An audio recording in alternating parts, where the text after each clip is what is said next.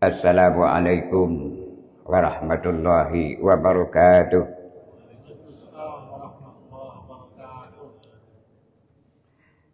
Alhamdulillahi rabbil alamin. Wassalatu wassalamu ala asrofil mursalin wa ala alihi wa sahbihi ajma'in. Amma ba'du.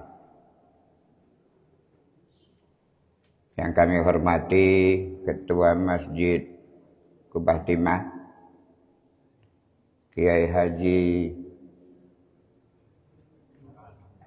Yohanju,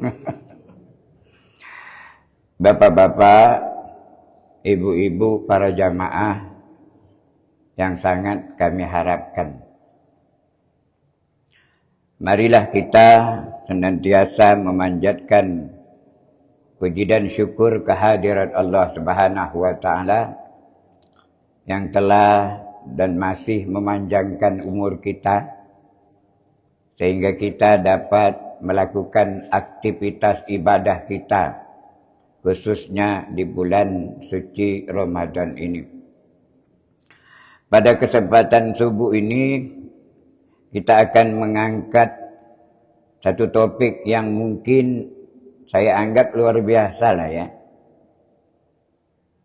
Di dalam kitab Nasoihul Ibad ada 8 perkara yang baik tapi dia menjadi sia-sia. Yang pertama, la khaira fi sholatin la khusyu'a fiha.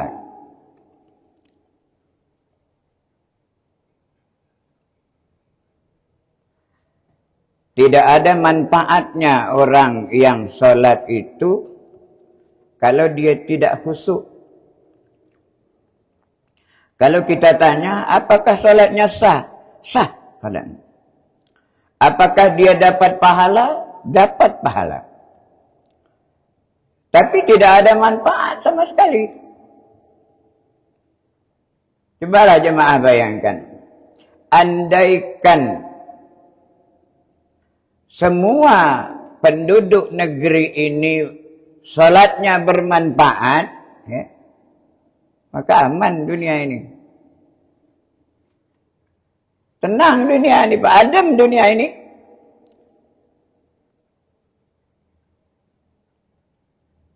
Khusyuk itu bisa dibagi dengan 3 perihal.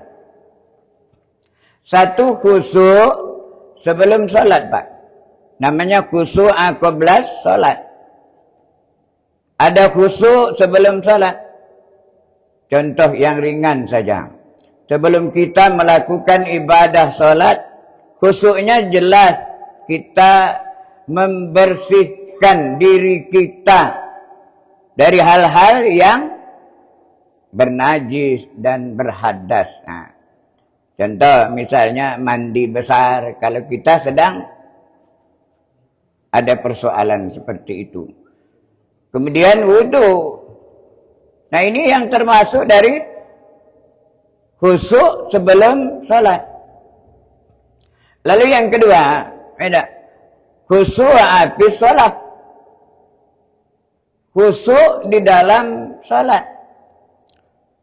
Saya yakin nih, jamaah nih, ya.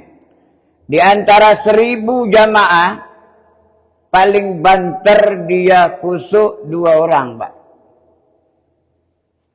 Pernah Bapak dengar ketika Rasulullah sallallahu alaihi wasallam menawarkan kepada Ali bin Abi Thalib, Ali, kau nanti pilih yang mana ya serban ini? Setelah selesai, Ali menjawab, Pak, saya pilih yang warna ini ya Rasulullah. Itu nandanya dia tidak khusyuk, Pak. Coba Bapak bayangkan. Ya, bayangkanlah kira-kira. Ketika kita masuk dalam sholat, paling banter kita itu khusyuknya ketika takbiratul ihram, ya. Ketika kita ngangkat Allahu Akbar, ya, kita ingat kepada Allah. Tapi setelah itu banyak pikiran kita mengalir kemana-mana, Pak. Kunci mobil lah terselip tadi. Tidak, di mana kunci mobil itu? Tiba-tiba iblis datang, Pak. Di dalam gerubuk, Jok. Oh, teringat, Pak. Padahal tidak terpikir oleh kita bahwa kunci yang kita merasa hilang itu berada dalam gerubuk. Maka jelas, jemaah sekalian, ya, bahwa khusyuk di dalam sholat itu hampir tidak kita miliki. Hampir, Pak. Apakah sholat kita sah? Jawabnya sah, Pak. Dapat pahalakah sholat kita? Dapat, Pak. Cuman tidak bermanfaat. Salah satu contoh. Kemudian kita beralih kepada khusyuk ba'da sholat. Banyak, Pak. Di antara enggak mungkin termasuk yang ngomong. Enggak. Masuk yang ngomong. Setelah selesai sholat, tujuan melaksanakan ibadah sholat itu satu saja. Tanha anil fahsya'i wal munkar. Sudah saya sampaikan di awal tadi. Andaikan sholat penduduk negeri ini bermanfaat, Pak. Aman dunia ini. Ya, aman, Pak. Kemudian yang kedua. La khaira fi saumin illam tina'a bihi anil lawi. Tidak ada manfaat orang puasa itu kalau dia tidak mampu mencegah perbuatan sia-sia. Rasulullah katakan, kam min sa'imin laisa lahu min siyamin illal ju' wal atas. Berapa banyak dari umatku itu yang puasanya tidak beroleh apa-apa kecuali hanya lapar dan dahaga. Orang nawaitu, dia nawaitu. Orang lakasumtu, dia lakasumtu. Ketika dilihat amalannya, kalau jadi nol, Pak. Kalau jadi tidak ada amal yang dia dapatkan. Nah, jamaah sekalian, ibadah puasa di dalam kitab Lataiful Ma'arif itu dijelaskan bahwa Rasulullah sallallahu alaihi wasallam bersabda, kullu amali bani adama, semua amal anak Adam itu untuk dirinya, illa siyama, kecuali puasa, Pak. Fa innahu li, Allah sebutkan, wa ana ajzi bih. Maka ketika Rasulullah sallallahu alaihi wasallam menyampaikan kepada para sahabat bulan puasa atau ibadah puasa itu adalah amal yang sangat luar biasa, tidak ada tandingannya. Tak ada tandingannya. Maka puasa termasuk ibadah syiriyah, ibadah rahasia. Boleh jadi kita puasa, kita tidak tahu, Pak, apakah keluarga kita puasa. Andaikan dia dari rumah puasa, tapi ketika melihat warung dia singgah. Apa orang lain tahu? Tidak. Kenapa? Karena ibadah syiriyah, ibadah yang penuh dengan misteri, yang penuh dengan rahasia. Yang tahu cuman kita dan Allah Subhanahu wa taala saja. Yang lain tidak tahu. Bahkan teman kita yang paling dekat sekalipun dia tidak tahu. Nah, jemaah sekalian, ya. Di dalam hadis Rasulullah sallallahu alaihi wasallam beliau menyampaikan, innal hasanata fihi mujtami'ah. Sesungguhnya kebaikan-kebaikan di dalam bulan Ramadan itu terkumpul. Berkumpulnya kebaikan-kebaikan. Cobalah lihat. Orang baik-baik di bulan Ramadan ini ngumpul Pak di masjid. Orang-orang kaya ngumpul di masjid Pak. Orang-orang berpangkat ngumpul di masjid. Kenapa? Karena ingin melahirkan kebaikan-kebaikan. Tidak ada Pak. Dah bahkan sangat kering sekali. Ketika di luar bulan Ramadan orang ngumpul seperti itu. Berapa banyak kebaikan yang dia curahkan di dalam bulan suci Ramadan. Seperti misalnya orang-orang atau kawan-kawan bahkan sahabat-sahabat kita yang ekonominya ke bawah, dia tidak perlu datang-datang ke rumah kita Pak dengan mengucapkan Assalamualaikum. Tak. Kenapa? Karena dikumpulkan Pak. Orang agniya, orang-orang kaya itu mengumpulkan kaum duafa dan anak-anak yatim. Kalau boleh kita katakan, ya tak? Panen Pak. Ya, panen. Di dalam bulan Ramadan ini orang miskin panen Pak. Ya tak? Hari ini sudah hari yang ke-16. Berarti sebentar lagi Pak, Ramadan akan meninggalkan kita. Maka mari Pak kita evaluasi. Kira-kira sudah takwakah kita? Ya, maaf ini, ya. Termasuk yang ngomong, ya. Sudah takwakah kita? Coba kita lihat Pak. Secara gamblang Allah Subhanahu wa taala menjelaskan, ya ayyuhalladzina amanu kutiba alaikumus siyamu kama kutiba alal ladzina min qablikum la'allakum tattaqun. Wahai orang-orang yang beriman, diwajibkan atas kamu berpuasa sebagaimana diwajibkan kepada orang-orang sebelum kamu agar kamu menjadi orang yang bertakwa. Apakah hanya puasa saja, Pak? Ramadan itu kan ada dua, Pak. Syahrul Ramadan, syahrun kataballahu siyamuhu. Bulan Ramadan itu adalah bulan di mana diwajibkannya berpuasa pada siang hari. Wa sanantu lakum qiyamuhu, dan disunahkan melaksanakan qiyamul lail, salat malam, seperti tarawih ya, seperti tarawih. Tapi alhamdulillah sekarang ini ya tidak lagi bersempit-sempit Pak tarawih. Ya,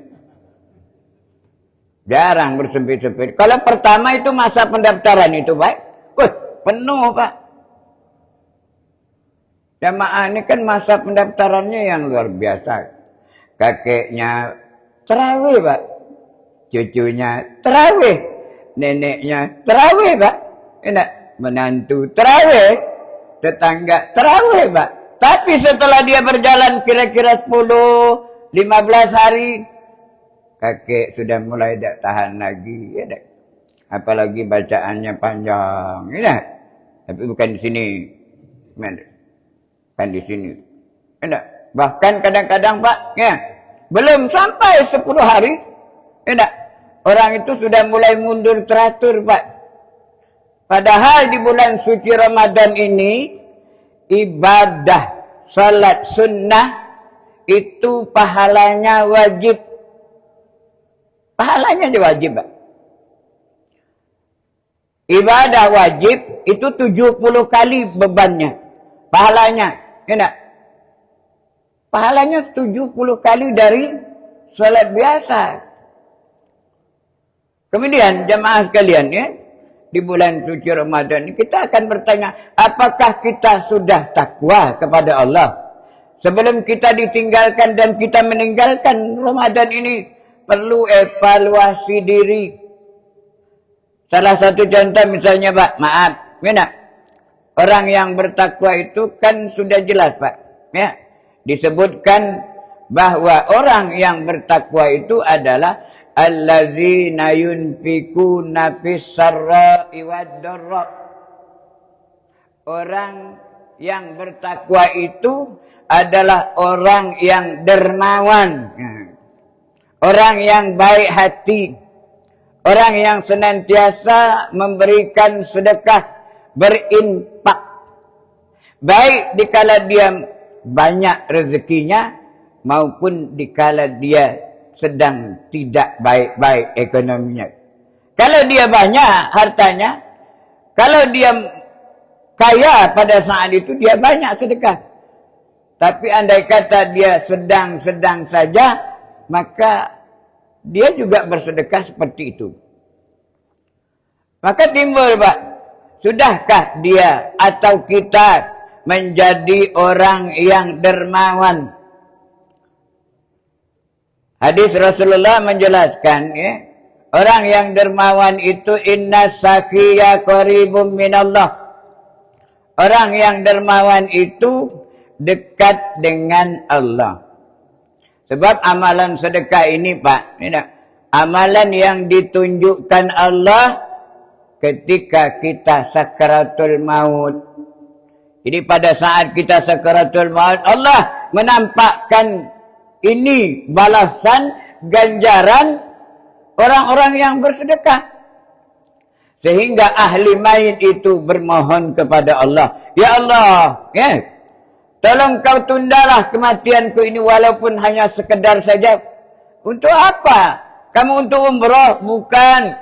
Untuk apa? Kamu salat? Tidak. Tapi untuk bersedekah Pak. Bersedekah. Luar biasa. Maka kita akan melihat apakah kita takwa atau tidak ketika kita berada di 11 bulan yang akan datang. Kita menjadi orang yang dermawan. Kemudian kita lanjutkan la khaira fi qiraatin la tadabbura fiha. Tidak ada manfaatnya orang yang membaca Quran itu Pak, kalau dia tidak tadabbur, tidak mengerti maknanya. Seperti burung tiung mengucapkan selamat pagi pada malam hari. Selamat pagi, ya. Kata tuannya malam ni, enggak. Dia tak mau tahu Pak urusannya. Yang jelas dia mengucapkan selamat pagi. Kenapa? Karena dia diajar cuma mengucapkan selamat pagi. Yang lain tak ada. Maka jemaah sekalian, orang yang membacakan Al-Quran itu, apakah berpahala? Pahala Pak. Pahala. Tidak. Rasulullah katakan, abdalu ibadatun min ummati bitilawatil Quran. Sebaik-baik ibadah untuk umatku adalah membaca Al-Quran. Pak, kata Rasulullah, man qara'a harfam min kitabillahi, barang siapa yang membaca satu huruf dalam Al-Quran, falahul hasanah, dia memperoleh satu kebaikan. Lalu bi'asri amsalihah, digandakan, dilipat gandakan menjadi 10. La akulu alif lam mim harpun. Kata Rasulullah, aku tidak mengatakan bahwa ya, alif lam mim itu satu huruf. Walakin alif harpun, lam harpun, mim harpun. Tetapi alif satu huruf, lam satu huruf, mim satu huruf. Maka alangkah ruginya kita sebelum ditinggalkan tamu yang agung namanya Ramadan ini, hendak manfaatkan baca Quran. Tidak usah terlalu panjang, mungkin capek. Ya. Biasa-biasa sajalah. Paling tidak kan kita bisa membagi, Pak. Kalau 30 juz itu bisa jadi 1 juz 1 hari. 1 juz 1 hari itu boleh kita bagi dengan 5 kali setelah selesai sholat fardu. Dibagi, Pak. Dibagi. Kenapa? Karena luar biasanya bacaan Al-Quran. Orang yang membaca Al-Quran itu tidak akan bermanfaat, tidak ada gunanya kalau dia tidak tahu maknanya, Pak. Orang khusyuk itu salat, Pak. Salat khusyuk, makmum itu salat khusyuk. Dia tahu, Pak, apa yang dibaca oleh imam maknanya. Pernah di zaman Rasulullah sallallahu alaihi wasallam, imam membaca surah yang makmum di belakang pingsan, Pak. Kenapa? Sebab karena dia tahu manfaatnya. Karena dia tahu makna yang dibaca. Kalau kita tidak, Pak. Tidak. Tidak. Kenapa? Sebab kita tidak tahu, Pak. Samalah kita dengan orang Inggris, Pak. Ketika orang Inggris berkata-kata, padahal katanya itu serem, Pak. Tapi kita biasa-biasa saja. Kenapa? Karena tidak tahu manfaatnya. Karena tidak tahu maknanya. Kemudian, Pak, yang ketiga, yang keempat ya. La khaira fi malin. Tidak ada gunanya harta itu. Wala sakawati fihi. Jika harta itu tidak diiringi dengan kedermawanan. Jadi kalau kita punya duit, tidak dermawan, duit kita tidak ada manfaat, Pak. Makan keluar di belakang itulah, Pak. Minum keluar di belakang. Kenapa? Sebab karena tidak diinfakkan, tidak disedekahkan. Padahal duit yang kita miliki itu akan bermanfaat kalau disedekahkan, kalau diinfakkan. Kemudian yang terakhir, ya, wala khaira fi du'ain illa ikhlasun fihi. Tidak ada manfaatnya doa itu kalau kita tidak ikhlas. Bapak lihat jemaah. Nanti mungkin solat-solat yang depan-depan. Lihatlah, Pak, kalau dia ngaminkan tu. Tidak, dia ngaminkan tu. Sudah tidak tahu apa ya arti yang diminta oleh imam. Tidak. Dia tidak tahu, Pak. Tidak ikhlas. Kadang-kadang angkat tangannya pun sampai 5 menit sudah turun ke bawah, Pak. Tidak ikhlas. Tidak ada manfaat doa itu.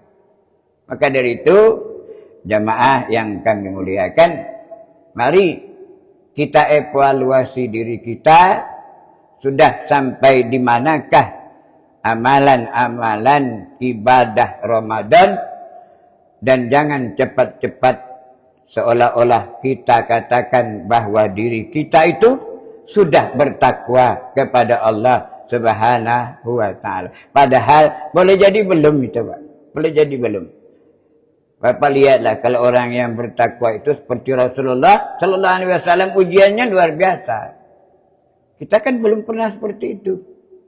Maka dari itu mari jamaah sekalian, dengan tidak mengurangi rasa hormat saya, kita sama-sama, Pak, ya, mengevaluasi diri kita. Semoga kita akan senantiasa menjadikan puasa kita itu sebagai amalan-amalan yang paling luar biasa. Mohon dimaafkan kalau ada kata-kata yang kurang pantas dan tidak enak didengar. Kalau itu datangnya dari Allah Subhanahu wa ta'ala, maka mari segera kita bertaubat. Akhirul kalam, wabillahi taufiq wal hidayah.